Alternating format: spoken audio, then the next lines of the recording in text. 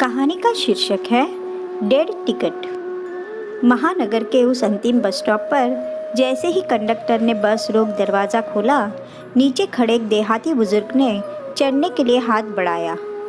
एक ही हाथ से सहारा ले डगमगाते कदमों से वे बस में चढ़े, क्योंकि दूसरे हाथ में थी भगवान गणेश की एक अत्यंत मनोहर बाल मूर्ति। गांव जाने वाली उस आखिरी बस में 5-6 सवारों के चढ़ने के बाद पैर रखने की जगह भी नहीं थी। बस चलने पर हाथ की मूर्ति को संभाल उन्हें संतुलन बनाने की असफल कोशिश करते देख जब कंडक्टर ने अपनी सीट खाली करते हुए कहा कि दद्दा आप यहाँ बैठ जाइए, तो वे उस मूर्ति को पेट से सटा आराम से उस सीट पर बैठ गए। कुछ ही मिनटों में बाल गणेश की वह प्यारी सी मूर्ति सबके कौतूहल और आकर्षण का केंद्र बन गई। अनायास कुछ जोड़ी हाथ श्रद्धा से उस ओर जुड़ गए। कंडक्टर पीछे के सवारों से पैसे लेता दद्दा के सामने आ खड़ा हुआ और पूछा, कहाँ जाओगे दद्दा? जवाब देते हुए मूर्ति को थोड़ा इधर उधर कर उन्होंने धोती की अंटी से पैसे निकालने की असफल कोशिश की। उन्हें परेशान होता देखकर कंडक्टर ने कहा, अभी रहने दीजिए, उतरते वक्त दे दीजिएगा। एक बार फिर दद्दा गणपति की मूर्ति को पेट से सटाकर आश्वस्त होकर बैठ गए। बस अब रफ्तार पकड़ चुकी थी। सबका टिकट काटकर कंडक्टर एक सीट का सहारा लेकर खड़ा हो गया और अनायास उनसे पूछ बैठा, दद्दा आपके गांव में भी तो गणेश की मूर्ति मिलती होगी ना? फिर इस उम्र में 2 घंटे का सफ़र और इतनी दौड़ धूप करके शहर से यह गणेश की मूर्ति क्यों ले जा रहे हैं? प्रश्न सुनकर दद्दा मुस्कुराते हुए बोले, हाँ, आजकल तो त्यौहार आते ही सब तरफ दुकानें सज जाती हैं। गांव में भी मिलती है मूर्तियाँ, पर ऐसी नहीं। देखो यह कितनी प्यारी और जीवंत है। फिर संजीदगी से कहने लगे, यहाँ से मूर्ति ले जाने की भी एक कहानी है बेटा। दरअसल हम पति पत्नी को भगवान ने संतान सुख से वंचित रखा।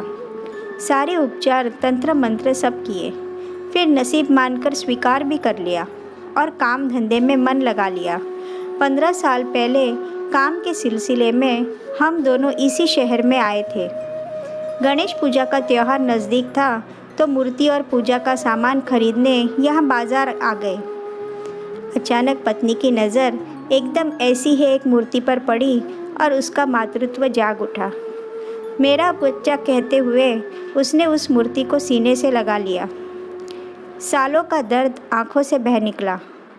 मूर्तिकार भी यह देखकर भाव विवल हो गया और मैंने उससे हर साल इसी सांचे की हूबहू ऐसी ही मूर्ति देने का वादा ले लिया।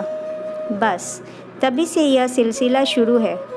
2 साल पहले तक वह भी साथ आती रही अपने बाल गणेश को लेने, पर अब घुटनों के दर्द से लाचार है। मेरी भी उम्र हो रही है, फिर भी सिर्फ 10 दिन के लिए ही क्यों न हो, उसका यह सुख नहीं छीनना चाहता। इसलिए अपने बाल गणेश को बड़े जतन से घर ले जाता हूँ। अब तक आसपास के लोगों में अच्छा खासा कौतूहल जाग चुका था।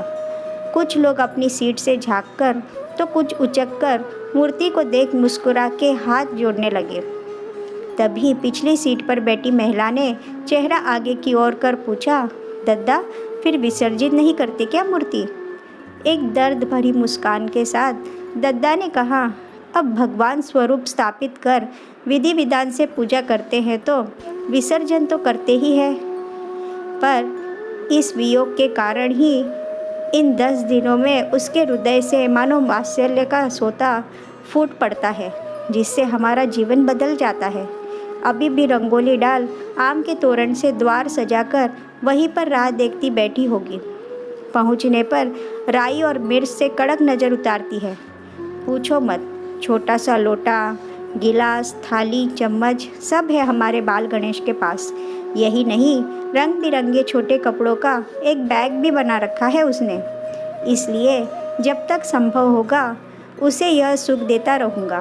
कहते कहते दद्दा का गला रुंध गया। यह सुनकर किसी की आंखें नम हुई तो किसी का हृदय करुणा से भर गया। बस निर्बाध गति से आगे बढ़ रही थी।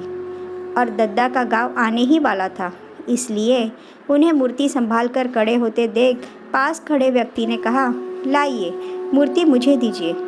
तो उसके हाथों में मूर्ति को धीरे से थमाकर धोती की अंटी से पैसे निकालकर कंडक्टर को देते हुए दद्दा ने कहा, लो बेटा 1.5 टिकट काटना। यह सुनकर कंडक्टर ने आश्चर्य से कहा, अरे आप तो अकेले आए हैं ना, फिर ये 1.5 टिकट? दद्दा ने मुस्कुराते हुए कहा, दोनों नहीं आए क्या? एक मैं और एक यह मेरा बाल गणेश। यह सुनते ही सबकी ओर आश्चर्य से देखने लगे। लोगों ने असमंजस दूर करते हुए उन्होंने फिर कहा, अरे उलझन में क्यों पड़े हो सब? जिसे देखकर सभी का भाव जागा वह क्या केवल मूर्ति है? जिसे भगवान मानते हैं, प्राण प्रतिष्ठा करते हैं, वह क्या केवल मिट्टी है? अरे हमसे ज़्यादा जीवंत है वह। हम भले ही उसे भगवान मान उससे हर चीज़ मांग लेते हैं, पर उसे तो हमारा प्यार और आलिंगन ही चाहिए। यह कहते हुए दद्दा का कंठ भावातिरेक से अवरुद्ध हो गया। उनकी बातों को मंत्रमुग्ध होकर सुनते कंडक्टर सहित सहयात्री करुणा और वात्सल्य से के इस अनोखे सागर में गोते लगा रहे थे कि उनका गांव आ गया और एक झटके में बस रुक गई। कंडक्टर ने 1.5 टिकट के पैसे काटकर बचे पैसे और टिकट उन्हें थमाकर आदर से दरवाज़ा खोला। नीचे उतरकर दद्दा ने जब अपने बाल गणेश को थामने उस यात्री की ओर हाथ बढ़ाया तो कंडक्टर सहित सबके मुंह से अनायास निकला, देखिए दद्दा संभाल के। और दद्दा किसी नन्हे शिशु की तरह उस मूर्ति को दोनों बाहों में थाम तेज कदमों से पगडंडी पर उतर गए।